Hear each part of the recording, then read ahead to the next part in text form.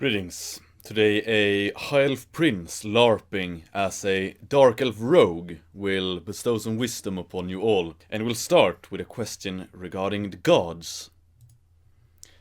Golden One, I have a question that perhaps you can answer. As a man who tries to follow the native faith of our ancestors, I am vexed regarding the question of loyalty.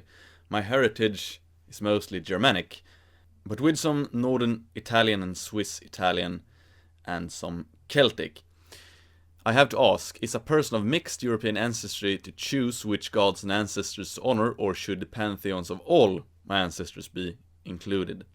I've considered myself a Germanic pagan for about 4 years now, and Loki has always been my guy, but I cannot ignore my ancestors from other parts of our continent. I suspect there are others in this day of mass transportation, the European diaspora and the Schengen area, who are in similar situations. With strength and wisdom, Rook takes knight.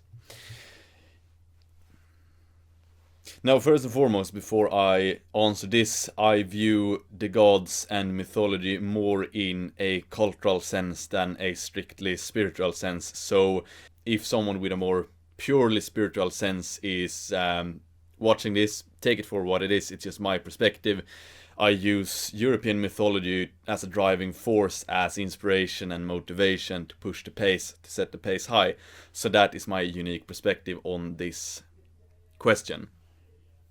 And what I would say is that, first and foremost, when looking at many European mythologies, the gods are quite the same. So if we have Thor in Norse mythology and Perun in Slavic mythology, it's kind of the same god, and very similar. And I'm sure you can find more similarities between more European mythologies, but to give an answer, I would definitely, and this is something I do now as well, I like the Greek gods, for example, and I think Celtic mythology is really cool, even though I'm, Nordic and Norse mythology is my main thing, and Odin and Thor, I'm 50-50 behind them. They are my main guys, but then obviously, as I've said before, if we're talking about Loki, can invoke Loki by doing some trolling, by trolling some beta leftist, for example.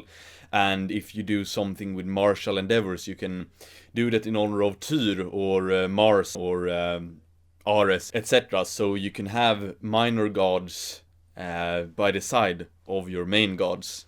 And this is the beauty, I'd say, of paganism as opposed to Christianity, because in Christianity, one of the key commandments is that you shall not have other gods at the side of your main god, and that's a bit boring to me, so I go with several gods that can be invoked for different reasons. And if I were you, I would have a main guy, have Loki as your main guy, but then you can also honor and read up on the mythology of your other ancestors. So that is basically what I would do. And yet again, I view this in a cultural sense. And in my own work, I've made the last Wild Hunt challenge I made was the Mars challenge in honor of Mars, but it can also be Tyr or other martial gods in European mythology.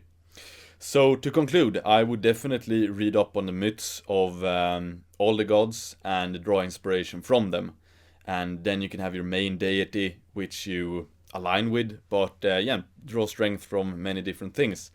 And the same thing if we're talking about history in general, you can have a main era which you find inspiring.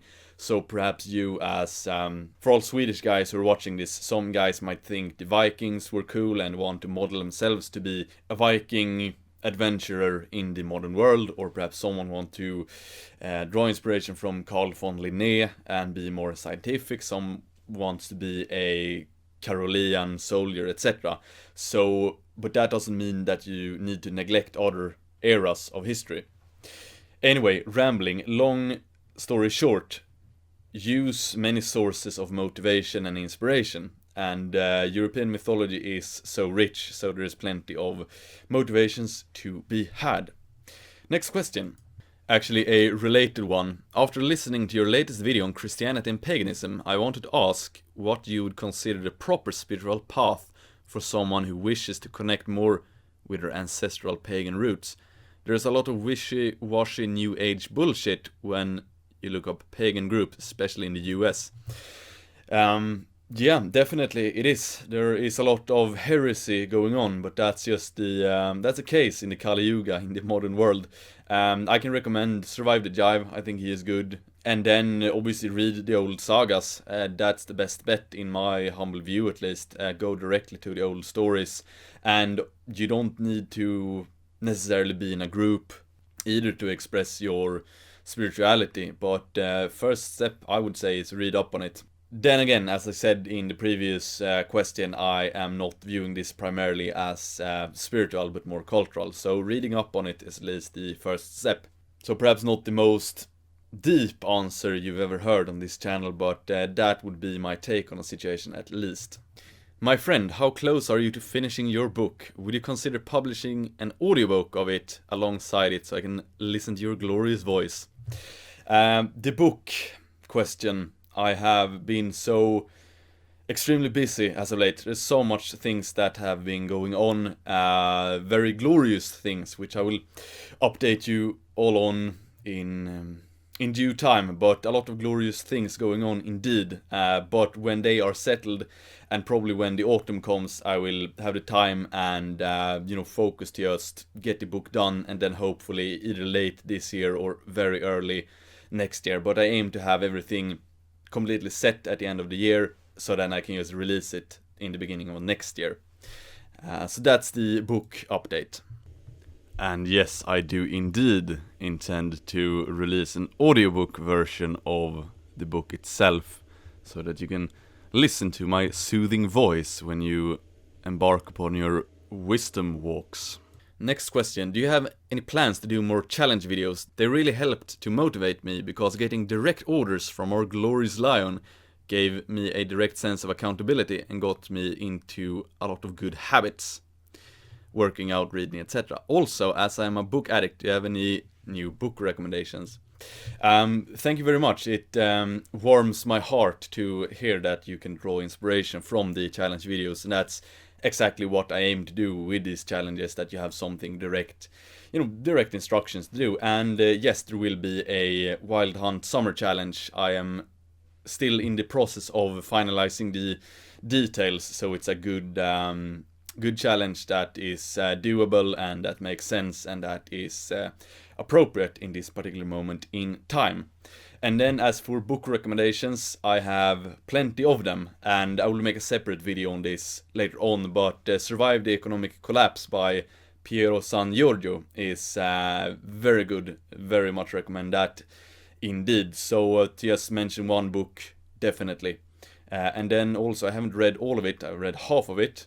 That's a Fascist Odyssey by Kerry Bolton. He writes about Jockey and his metapolitical work. Extremely interesting book, but I will make a separate video or Instagram post when I've actually finished that. So yeah, as I said, I've only read half of it now. Why doesn't the Imperium nuke Xenos scum from orbit instead of LARPing with swords? Well, if you have a planet with a lot of natural resources, etc., you can't nuke it, because then you might lose the said resources, or it might be the case that there are human populations there. It might be plenty of reasons to not want to nuke a place. So that would be my answer to that, without knowing the will of the Emperor, beloved by all. If you traveled from the Temple of Iron for a month, what exercises would you do to stay juicy? A lot of push-ups, so you can just do 10 by 10 every day push-ups. That will not get you juicy, but it will maintain some at least. So I would definitely respond push-ups. Last question. What is your opinion on the Greece and Macedonia name issue? Does one country have the right to change another's name? How will this affect the great battle between Europeans and the incoming flood of invaders?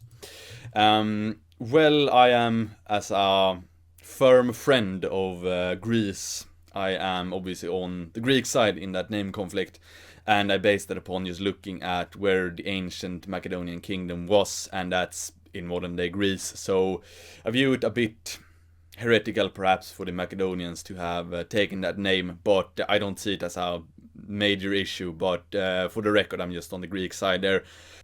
But then again, like, European infighting at this particular moment in time is something I want to disavow completely. So if you are from the state of Macedon, or if you are from Greece, please be nice to each other and focus on the issue at hand. And the issue at hand is that Europe's native population is being slowly but surely replaced, and that is the main issue, and not a name. So thank you all of my glorious supporters for the questions, and I hope you derived some wisdom from this video at least. And who am I? The great angel XXO. Boom.